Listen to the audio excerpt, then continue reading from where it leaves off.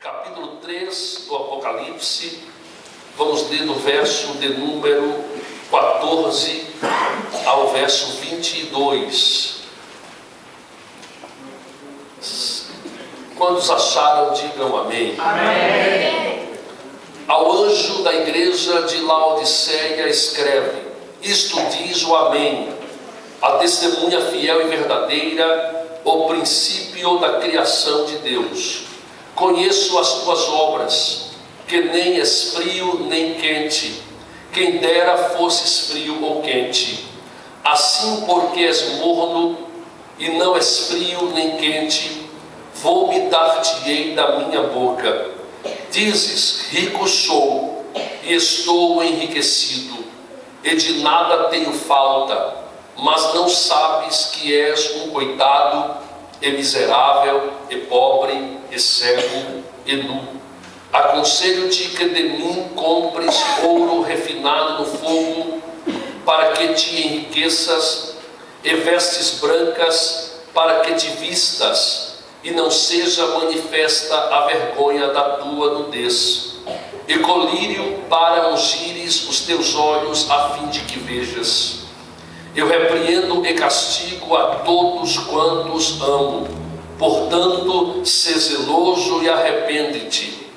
Eis que estou à porta e bato. Se alguém ouvir a minha voz e abrir a porta, entrarei em sua casa e cearei com ele e ele comigo.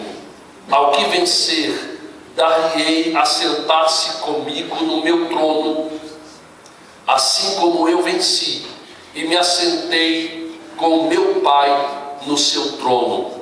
Quem tem ouvidos, ouça o que o Espírito diz às igrejas. Amém. Os tempos que vivemos são tempos muito conturbados, muito desafiadores, e é porque estamos no final de todas as coisas. Esse texto que lemos é um texto muito importante para a nossa vida cristã. O livro do Apocalipse, como um todo, é o livro das revelações acerca das últimas coisas. E é um livro que, por não estar em ordem cronológica em nossa tradução, às vezes nos confunde um pouco. Quem dera ele estivesse na ordem cronológica, seria mais fácil entendermos. Entretanto, mesmo assim como está, é um livro muito esclarecedor e muito revelador. Observamos que lemos a 7ª carta endereçada à 7ª igreja que estava localizada na Ásia Menor. Eram 7 igrejas. 7 cartas foram endereçadas, uma a cada igreja. E nós observamos que o número 7 na Bíblia é um número que traz um significado muito profundo. O número 7 na Bíblia fala de recomeço, fala de fim de um ciclo para começo de outro ciclo. Nós costumamos pensar, por aprendizagem que recebemos, que o número 7 é o número da perfeição. Entretanto, não é. O número 7 é o número do ciclo completo. É o número de uma etapa vencida para o início de outra etapa. Vale lembrar que quando Deus cria todas as coisas, no 7º dia Deus descansa. Ele institui a criação das semanas. E a Bíblia diz que até o 6º dia o homem trabalha. No 7º, ele deveria descansar, porque após o 7º começa uma nova semana, um novo ciclo, uma nova etapa. Lembro que quando Naamã, o sírio, ele mergulhou nas águas do Jordão, nos 6 primeiros mergulhos nada aconteceu-lhe. Mas no 7º mergulho a Bíblia diz que a sua pele tornou-se limpa como a pele de uma criança, e ele começa agora uma nova etapa sem a lepra e completamente curado. Entendendo este princípio, porque é um princípio bíblico, Observamos também que o escravo no Antigo Testamento, por 6 anos ele trabalharia e no 7º sairia livre. A Bíblia diz também que a terra seria lavrada por 6 anos, mas no 7º ano deveria descansar para recompor as suas forças e começar mais um ciclo de produção agrícola. Isso é um princípio. Partindo deste princípio, porque princípios são imutáveis, princípios não são negociáveis, são imutáveis. Partindo desse princípio, vamos entender que a 7ª carta, a 7ª igreja, também está falando do final de um ciclo, para começar outro tempo, outra etapa. Isso é muito importante para que você entenda aonde a carta à Laodiceia quer chegar. Observamos que se ela é a última igreja e ela é a última carta, ela é a última etapa da igreja sobre a face da terra antes do fim.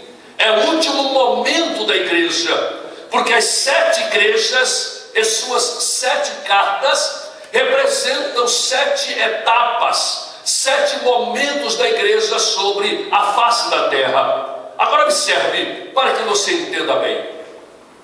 A Bíblia diz em Êxodo capítulo 25, que Deus criou, instituiu a criação, a confecção de um candelabro de ouro chamado menorá, ou castiçal áureo.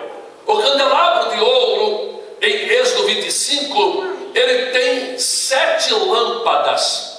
Esse candelabro ficava localizado à esquerda do lugar santo. Quando o sacerdote entrava no santuário, ele passava pela primeira cortina e dava acesso ao lugar santo. À sua esquerda estava a menorá, a lâmpada, o candelabro de ouro, que deveria estar com as suas lâmpadas acesas continuamente, não poderiam se apagar. Em Êxodo 27, vamos encontrar o momento em que Deus diz para Arão e seus filhos, os sacerdotes, que deveriam todo final de tarde ir ao templo e inspecionar a menorá para observar se alguma lâmpada estava se apagando. Se alguma lâmpada houvesse se apagado ou estivesse com um lume baixo, o que eles fariam? Eles completariam de azeite as lâmpadas para que as luzes, as chamas, não se apagassem em hipótese alguma. Observamos que isto é um princípio de Deus, lâmpadas acesas no templo. E aqui nós encontramos no capítulo 1 do Apocalipse, João observa que Jesus está caminhando entre os 7 castiçais de ouro. E a própria Bíblia em Apocalipse explica que cada lâmpada, cada castiçal representava uma igreja. Se eram 7 castiçais, eram as 7 igrejas da Ásia Menor. E João diz que o ser que andava entre as lâmpadas tinha vestes talares e um cinturão nos seus lombos. João diz que ele tinha olhos como chamas de fogo. Os seus pés eram como latão reluzente saído da fornalha. João descreve que o seu cabelo era mais alvo do que a mais branca lã. João descreve que a sua boca tinha uma espada afiada de 2 fios e seus olhos eram como chamas de fogo. João está dizendo que Jesus está vestido como sacerdote, que ele entrou no templo para inspecionar as lâmpadas, para inspecionar o candeeiro, o candelabro. E aqui nós temos uma prefiguração profética muito profunda. João vê 7 candelabros. Se cada candelabro tem 7 lâmpadas, vamos ter 49 lâmpadas quando João observa a visão. 49 por quê? Porque 49 é o número de dias dias que separa a Páscoa judaica da festa de Shavuot, a festa do Pentecostes. 49 dias separam Páscoa de Pentecostes, e após o Pentecostes começa um novo tempo para o povo judeu. 49 por quê? Porque 49 anos separa o dia, o ano do jubileu. O ano do jubileu era que a cada 50 anos em Israel, todos os escravos que se venderam a si mesmos para pagar dívidas, deveriam ser livres e voltarem para suas casas.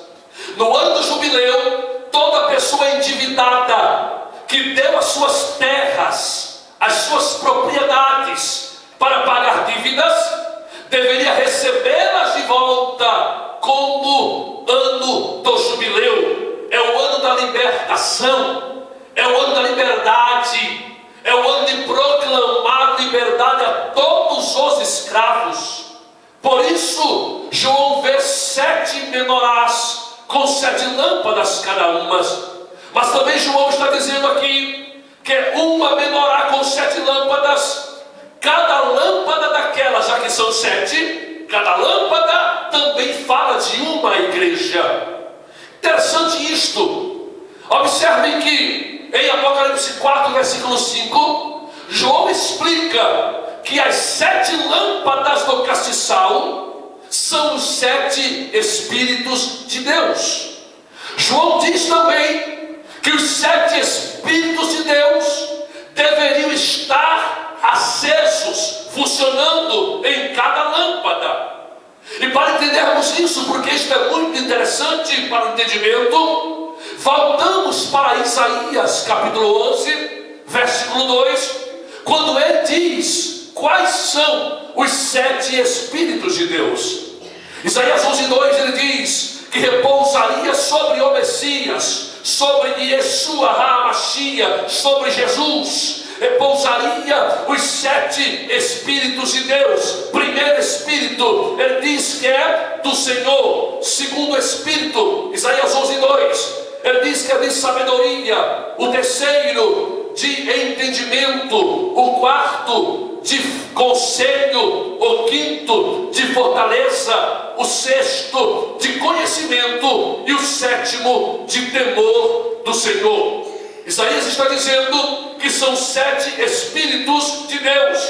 E João, em Apocalipse 4, 5, diz que as 7 lâmpadas são os 7 Espíritos de Deus. Agora observe, a Bíblia diz de forma clara que cada Espírito de Isaías 11, 2 está diretamente ligado a cada igreja do Apocalipse. Isso quer dizer que quando Jesus, no capítulo 1 do Apocalipse, está inspecionando as lâmpadas, ele está observando se elas estão acesas, ele está observando se elas estão funcionando. Se elas têm azeite, elas estão acesas. Se não tem azeite, estão apagadas. Lembre que na Bíblia azeite é símbolo do Espírito Santo. Se o azeite é símbolo do Espírito, cada lâmpada acesa tem o Espírito, cada lâmpada apagada não tem o Espírito. Observe que das 7 igrejas, 5 delas, Jesus repreende ela severamente.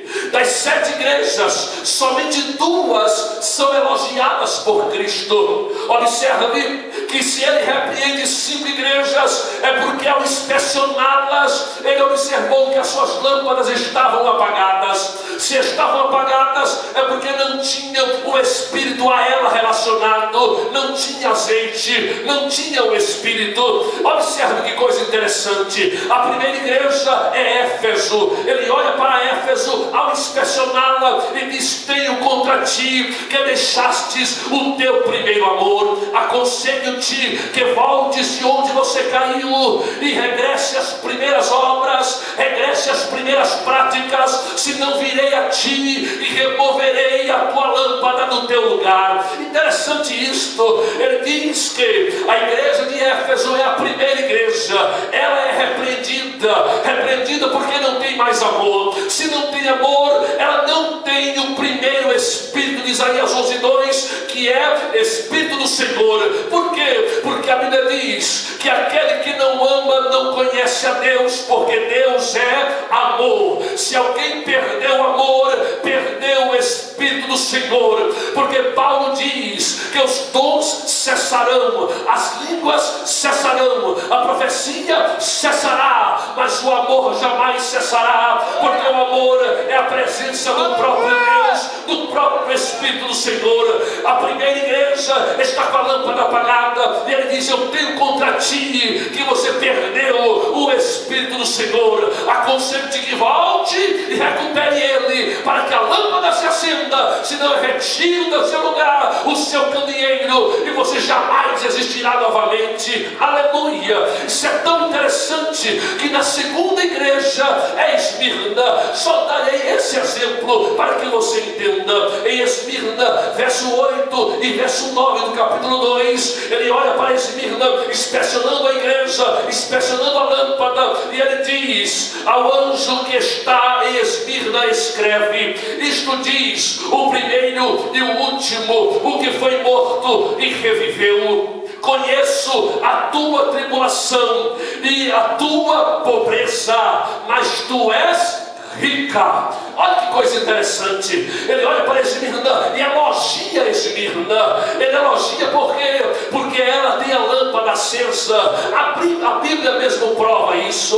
Observe o que Jesus diz: você, Esmirna, é pobre, mas você é rica. Esmirna era uma igreja pobre materialmente, não tinha luxo, não tinha riqueza, não tinha poder aquisitivo, não tinha dinheiro, não tinha empresários de sucesso em Esmirna. Era uma igreja humilde, como nós falamos, uma igreja simples, uma igreja pobre, mas ele olha para ela e diz: apesar de você ser pobre materialmente, você é rica. Parece algo antagônico. Quem pode ser pobre e rico ao mesmo tempo? Este mundo secular, quem é pobre mesmo, e quem é rico. Mas para Deus é diferente, porque riqueza para Deus não é dinheiro, riqueza para Deus não é conta bancária recheada, riqueza para Deus não é euro na conta, dólar, libra. Para Deus, riqueza não pode ser medida materialmente. Para entendermos isso, devemos voltar para o livro de Provérbios,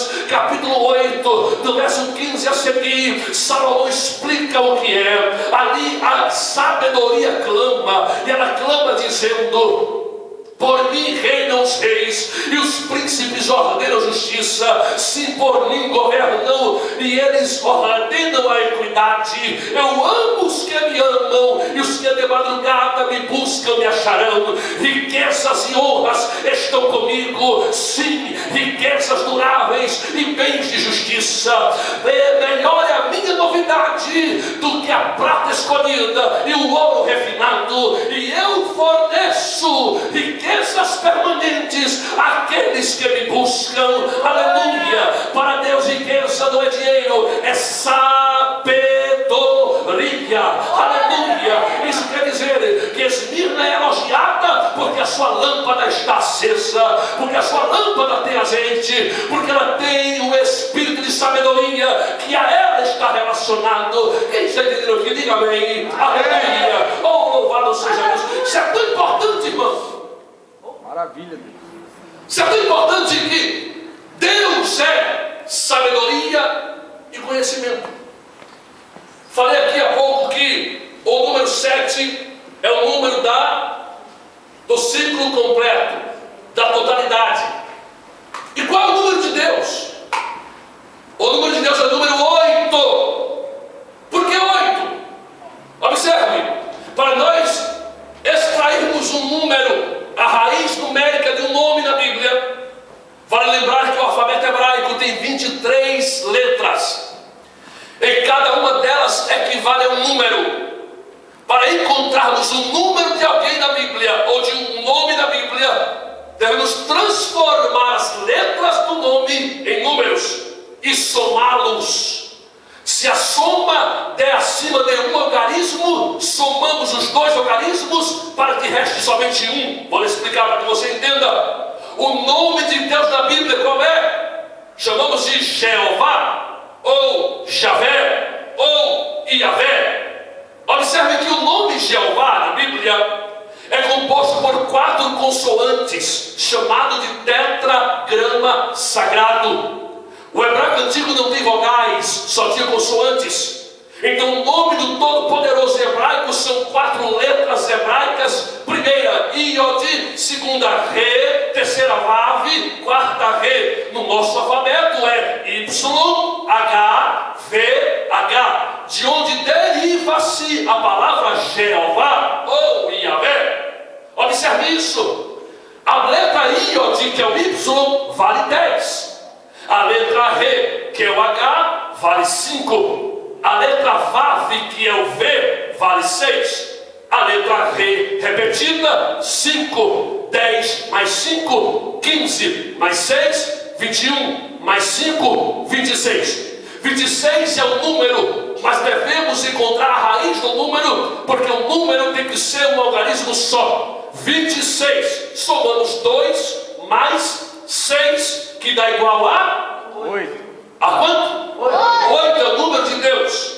Mas interessante, 2 e 6 é o número de Deus. Segunda lâmpada e sexta lâmpada. Se você ler as 7 cartas, vai perceber que só 2 igrejas são elogiadas: a segunda e a sexta. A segunda é sabedoria, Esmirna. A sexta é Filadélfia, conhecimento. Isso quer dizer que Deus é sabedoria e conhecimento. Como a própria Bíblia se explica, se formos para Provérbios 3,13, lá Salomão diz: bem-aventurado é o homem que encontra sabedoria e que adquire conhecimento. Se formos para Provérbios 9,10, ele vai dizer: o temor do Senhor é o princípio da sabedoria, e o conhecimento do santo é prudência. Se formos para 2 Crônicas 1,10, ele vai dizer, aleluia, quando Salomão pede a Deus sabedoria e conhecimento, Deus diz: Salomão, o que é que tu me pedes? Ele disse: eu quero sabedoria, eu quero conhecimento para guiar teu povo. Aí Deus diz: negócio fechado, você pediu o que eu gosto de dar, sabedoria e conhecimento, e isso Deus dá a Salomão. Se você for para Romanos capítulo 11, verso 33, Paulo vai dizer assim: ó profundidade da riqueza, tanto da sabedoria quanto do conhecimento de Deus. Aleluia. Escute o que eu vou dizer, querido. Nós precisamos mais do que nunca buscar sabedoria e conhecimento de Deus, porque somente a igreja que tem sabedoria e conhecimento como chave principal da sua história vai alcançar favor de Deus, vai alcançar elogio de Deus e vai conseguir permanecer firme até o final. Dá uma olhadinha para teu irmão aí e diga: busca mais sabedoria e mais conhecimento, e Deus se agradará de você. Quem quer isso, diga glória a Deus. É muito preocupante, porque é simples. Ela é a igreja mais repreendida das 7. Jesus olha para ela e diz: você é cega, pobre, desgraçada, miserável e nua. Se você ler as cartas, vai perceber que esta última é a que é mais repreendida por Cristo. Por quê? Porque o 7º espírito de Isaías 11:2 é de temor do Senhor. E se ela é duramente repreendida, quer dizer que ela não tem temor do Senhor. Ela não tem temor de Deus. E se ela é a última carta e a última igreja, quer dizer, isto é a Bíblia que afirma, não sou eu, quer dizer que a igreja do fim, a igreja do arrebatamento, é uma igreja que perdeu o temor de Deus. Isso é muito grave, porque nós, como pastores, amamos as ovelhas.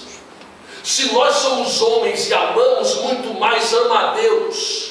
Ele mesmo diz aqui: eu repreendo Esmirna, ou melhor, Laodiceia, eu repreendo você, eu exorto você, porque eu faço isso com todos que eu amo. Ele ama.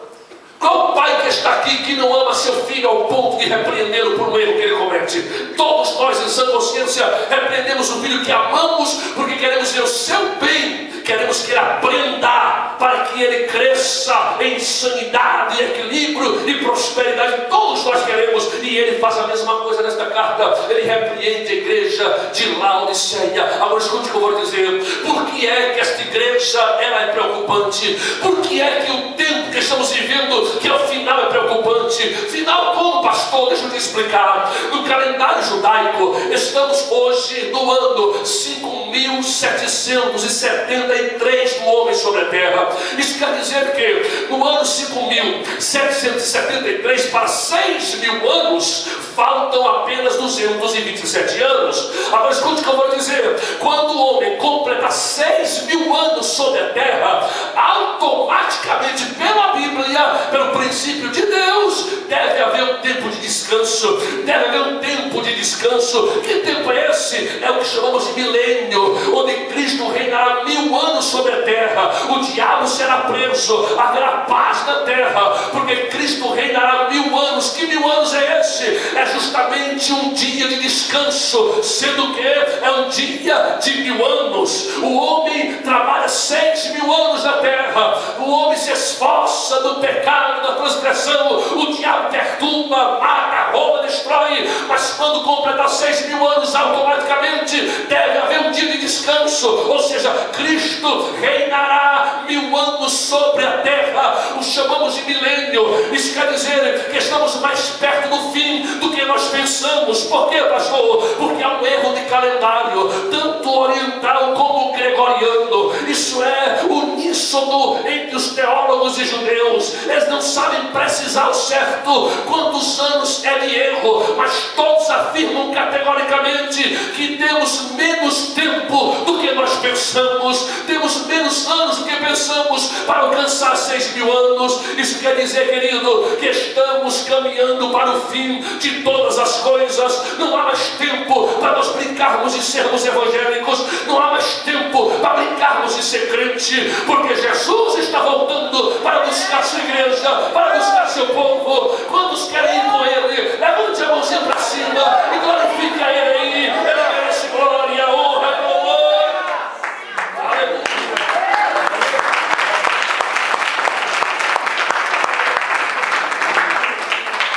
Primeira questão que preocupa em Laodiceia. Ei, Laodiceia era uma cidade edificada em uma região chamada Vale do Licos. Mas seu nome nem sempre foi Laodiceia. Escute o que eu vou dizer. Ela passou a chamar-se Laodiceia porque um general das tropas de Alexandre o Grande a conquistou. E para homenagear sua esposa, que chamava-se Odisseia, ele muda de um nome para Laodiceia, que quer dizer o povo que julga, o povo que governa, o povo que manda, o povo que dirige. O seu nome antes era Dióspolis, que num grego bem fino, bem superficial, dizia cidade de Deus. Escute como isso é profético. Deus trabalha de forma sutil, mas muito poderosa. Ele usou uma mula para falar com Balaão, usou Ciro, pagão, para fazer a sua vontade, e chamou de Ciro meu pastor, meu servo. Ele faz como ele quer. Usou até Pilatos para escrever sobre a cruz de Cristo, em condenação em hebraico, o nome do Todo-Poderoso, o tetragrama sagrado. Porque lá sobre a cruz de Cristo estava Jesus, o Nazareno, o rei dos judeus, que em hebraico é Yeshua Hanatzri Vemelech HaYehudim, Se você pegar essa tradução, você vai encontrar que Yeshua começa com Y, Hanatsiri com H, Vemere com V e Raerudi com H. Você vai encontrar o tetragrama sagrado colocado na cruz por um pagão chamado Pilatos. Quando os sacerdotes vão a ele e dizem: não escreva rei dos judeus, mas escreva que ele se diz rei dos judeus. Aí Pilatos fala: o que escrevi, escrevi e não vou tirar mais, porque foi Deus quem o inspirou a escrever naquela cruz, que ali não estava o filho de José, nem o filho de Maria. Na cruz estava o Deus Todo-Poderoso, Criador do céu e Criador da terra, dando a sua vida para salvar a nossa. Aleluia! Quando a Antíoco, que é o nome do general, muda o nome da cidade de Dióspolis para Laodiceia, profeticamente ele está dizendo que a igreja do final é uma igreja que não é mais guiada por Deus, é uma igreja que Deus deixou de mandar e agora os homens estão mandando. O povo é quem manda, o povo governa, o povo é quem coloca, o povo é quem tira. Isso é profundo demais, irmão. É verdade. O nosso tempo é um tempo humanista. Nas nossas igrejas como um todo sobre a terra, nós fazemos eventos e trazemos o pregador que o povo gosta, o cantor que o povo gosta, o profeta que o povo quer ouvir. Porque se botar alguém da casa para pregar, o povo não vem. Mas se botar o de redondo, o povo chega, o povo vem. E esquecemos que o Espírito que fala é o mesmo. E olhe lá, muitas vezes fala muito mais por quem está em casa do que por quem vem de fora. Aleluia! Oh, irmão, é uma igreja humanista. Pastor, eu tinha mania há alguns anos atrás aqui em Portugal de acabar o culto e ir para a porta da igreja, saudar os irmãos. Até aí é salutar, tudo bem, não tem problema. Mas eu era menino e ia mais além e perguntava: Pai do Senhor, irmã, gostou do culto, irmã? Gostou do culto, irmão? Eu ouvia tanta barbaridade, irmão. Alguém dizia: pastor, até gostei, mas se o senhor pregasse menos tempo era melhor. Ter que trabalhar amanhã de manhã, pastor. O senhor não vê relógio, não? Outro dizia assim: eu até gostei, mas para que tanta cantoria na igreja? Para que cantar tanta música? Será que Deus é disque jockey? Ele é dançarino? Porque tanta música na igreja, para que isso? Cantou 5, mas para cantar só 2 já estava bom demais. O outro dizia: eu até gostei, pastor, mas o senhor grita muito, se eu falasse mais baixo era melhor. Era tanta reclamação. Aí eu fui orar um dia e disse: Jesus, me ensina, Senhor, me dá uma estratégia, como eu devo fazer para agradar mais teu povo. Irmão, eu aprendi um ditado popular que diz assim: quem fala o que quer, ouve o que não quer. Ou eu fui falar com Deus, eu nunca apanhei tanto como naquela noite, irmão. Eu apanhei mais do que mala velha, como diz na Bahia. Sofri mais do que sovaco galejado aquela noite. Deus veio a mim e disse: meu servo, se você quer agradar o povo, tira a placa da igreja e coloca um teatro, um cinema, um circo, alguma coisa desse gênero. Porque a minha igreja não foi feita para ser local de entretenimento de pessoas. A minha igreja é lugar de adoração à minha pessoa. Aleluia! Oh, aleluia!